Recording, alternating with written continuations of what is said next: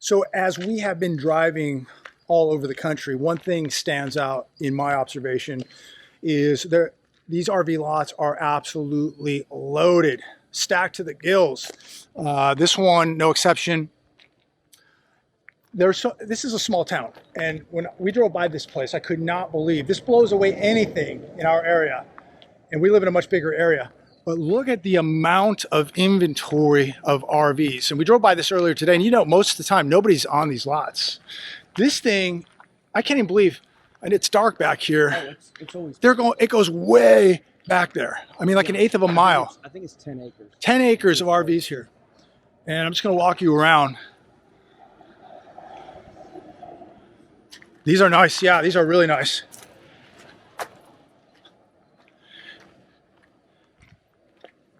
I mean, multi-millions of dollars of inventory here. Some really nice ones. And this is a really, really big lot. And there's so many of these across the country that are this size or even bigger. This thing goes way, way down here. So you kind of get the gist of this. This is at least 10 acres. And there is not a lot of room to fit many more of these fifth wheelers on the property. But I've done a few RV videos, and the industry is absolutely getting annihilated. People just are not spending money on these type of toys anymore. And Ricky, we saw a lot of these lots driving across the country, right? And they're loaded. Oh yeah, for sure. And the thing is some places in the United States do sell, but for the most part, the entire United States, there's places that don't sell that much. So it's a hit or miss. So the industry overall is down double digits. The layoffs, Elkhart, Illinois, which most of these units were probably built, mass layoffs starting over a year ago. And overall, the industry is getting absolutely pummeled across the board. Yeah, they're still selling a few. They're not selling like they used a few years ago. The industry is in crisis mode. It is literally in a depression at this point. People just are not spending. I don't know, what are these fifth wheelers running, Aaron? You know. I think they start probably 30s, 40s, and they go up. And there's some nice ones over there. Oh yeah, those are probably 80, 90, 100, I'm guessing. And of course, as you know, interest rates aren't what they were a few years ago. So most people are not coming in and slapping down $50,000, $80,000 cash on a unit. And of course you need a $100,000 diesel to pull one of these things. So, you know, now you're in $150,000, $180,000, $200,000 for a fifth wheeler, you know, an F-250, F-350. So your thoughts? So this lot is completely full, and this place always is full. But they do move a lot of units here, but because their prices are actually good compared to, you know, like national averages and stuff. But yeah, I mean, this thing's full as a tick. Yeah. So I don't know that they could get another one on here. Yeah. So everything that I'm reading, it does not look good for the RV industry.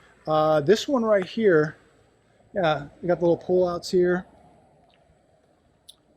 These are actually, this is a drivable one right here. I don't know if we can see a sticker price on here.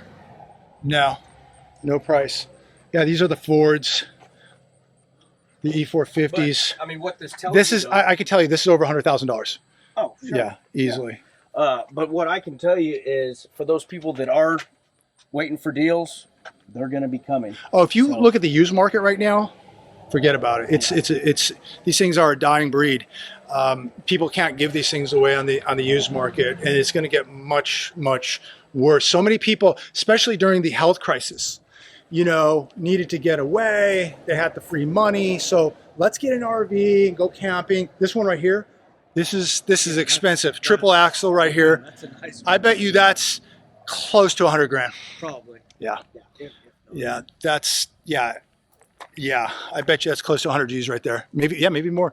But isn't it amazing how fast times have changed, where everybody had the money, let's go camping, let's get an RV, let's get a fifth wheeler, a toy hauler, let's go get an ATV. And now, I mean, they cannot give these things away. There's no way. Who's going to buy all this? There's literally probably at least a couple hundred units on this property. Who's going to buy all this? Well, another thing during The health crisis? Yeah, there you go. I was trying to. I guess we can talk about just about anything. But during that, what a lot of people were doing is they were buying these in boats because they weren't allowed to go and do the stuff in public. So it was like, hey, let's buy one of these. Well, now people are getting laid off. They can't afford it. All the inflation. So Payments are piling up. Enrique, what do people do with these payments now? Well, the thing is there's a lot of people that cannot afford it because at any point in time, if you are an employee or if the type of business you're running is seasonal, you could get into a very tough situation. And a lot of people, again, they think that just because they have a couple good weeks or a couple good months, they think they can go crazy and start purchasing these types of assets. Can't afford it. You know what's crazy though, and I don't know if, obviously I just live in Texas and I'm not traveling all over the place, but as I drive around Central Texas, these RV parks, I guess that's what they're called, where people actually live, not just go to camp full time. They are popping up everywhere. Yeah. So, but I will tell you this: most of those RVs don't look like this. Right. They're like 10, 20 years old. They are not brand new. They do not look like this. Some of them do. But that's just another sign of the times. I don't think people are living in these because they want to. Right. It's because some people. But still, you got to come up with 50, 80 grand and a truck to haul it, and then pay to lease the property. So it's still it's still not that cheap, especially with interest rates up, and these units are not cheap. Let's take a walk up here and just kind of. I mean, this thing goes on forever. Oh yeah, it'll wrap all around. And as I was saying earlier, this is not the only RV lot. We've passed literally dozens of these things, and Texas is loaded. I personally have not walked a lot with this many units. We've been to Riverside County. We've been to a couple lots in my area in the desert. Nothing even close to how big this thing is. Yeah, but I mean, you can't even fit another one in there. They're literally just one after another. Yeah, they're just one after the other. And I don't even know what goes beyond even down here. They have another yard. This might be used units. I don't know. Aaron, go ahead. Anything? I just think it's a sign of the times. It's a sign of the times. Enrique, so a spouse loses a job. I don't know. What's the payment on one of these things? It's got to be, I mean, I know you can, how many, what can you finance one of these? A couple grand a month, maybe? Maybe. I mean, it depends. Yeah. But I mean, you can finance these longer than a car. Yeah, they'll let you finance them, I think, like 15 years. 15 years. Yeah. And so if you're financing at, I don't know, what's the interest on one of these things? 12%? 12. So let's just say you get a run-of-the-mill $80,000 fifth wheel at 12 to 14%, 12 years. I mean, is that going to be $500 a month, $1,000 a month? Yeah, I would say probably like maybe the unit twice. Yeah, probably like what, like maybe $800. So a spouse loses a job. What do they do when they can't afford the payment? No, then they're going to have to the regular house and they move into the trailer. Oh man, is that how it works? I mean, yeah. A lot of people do that nowadays. Actually, they end up getting rid of the actual primary residence and they move into the trailer. You'll owe nothing and be happy. You're going to lose your house and live. You're going to go from the stucco box to the fiberglass box. Well, I'll sell my ranch and buy one of these and live in it. Yeah, well, I mean, look, I'm nothing against that. Nothing against that. It's a nice unit. It's a nice unit. But I mean, this is what people may have to accept as reality. Being a homeowner, this may be your next home. It might not be a real home on a foundation. It may be a home on wheels. And again, we're not judging. Nothing wrong with that. But you're going to need a big truck to pull this thing when you move it. This is this is a diesel. This is an F-350 diesel right here. That's going to be over $100,000. Yeah, I mean, this is very, very nice. A lot of people would be very happy to live in something like this. But is this really the American dream to live in an RV at this point, or to live in a nice house with a white picket fence and a dog? I don't know. Is this where it's all going? But I don't even think people can afford to live in this now because even this is getting so expensive. Yeah, that's what a lot of people are resorting to. I've known several families that have actually sold their house, primary residence, and have bought an RV and just toured America. That's what I'm saying. These RV parks are popping up all over. So you think about it with this, if I own a house, I'm having, even if I own the house free and clear, I'm still paying taxes. Right. Where this thing, all you have to do is pay for this and you're paying, rent wherever. And are you paying DMV taxes on this? Yeah, you got to. No, well, you just have to pay registration, which I don't know, it's probably $70 a year here in Texas. I mean, my car is like cars are a fortune, and then insurance on this thing, right?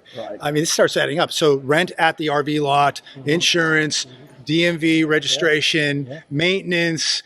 It starts adding up. So I don't know, but maybe this is where it's all going. I don't know. I can't see that far into the future, but people are having a difficult time buying a home prices of these are not cheap. Yeah. Where does this all go from here, Enrique? Yeah. Well, like I said, a lot of people, what they do is they just travel across the country with them. Costs money to do that. Yeah, it does. So they have to be well off already. Yeah. It's for And- the well-off. Yeah, they have to be well off, have enough resources to be able to pay. It doesn't look like there's enough well-off people here buying RVs tonight. No. But one thing I will say is in the desert, we're seeing the RVs that are 30, 40 years old being towed in by a tow truck and people living in these things, the van lords renting them out. But they don't look like this. But they are literally popping up everywhere. LA is loaded with van lords where they have flooded, areas with these dilapidated RVs by the hundreds, and charging homeless people, $500 a month to live in a dilapidated RV. But they don't look like this. So I don't know. But the RV industry is in shambles. It's in a crisis. It's the worst it's ever been. And the question is, will some of these companies, makers, dealers, begin to close the doors because people just cannot afford these type of toys anymore. As some people may be forced to live in these as a full-time home. I don't know. It's a disaster out there right now. But every time I drive by one of these lots, nobody's here. And this is one of the biggest ones I've seen that I've actually walked personally, but we've seen bigger out here. And every time we drive by them, there's nobody on them. Like we just drove by a Ford dealership. They must have 200 Ford pickup trucks out there right now. And we've seen dealerships where I think there was 500 pickup trucks just as far as the eye could see in Texas. Everything out here is huge and there's nobody out there. So who's going to buy all these trucks, all these cars, all these RVs, all these boats? I don't know. If you do, please comment down below. Love to know your thoughts. Enrique, last word. Only purchase things that you can really afford. Don't purchase things that later on you might regret, and you're probably just going to have to get them towed away by a repo man.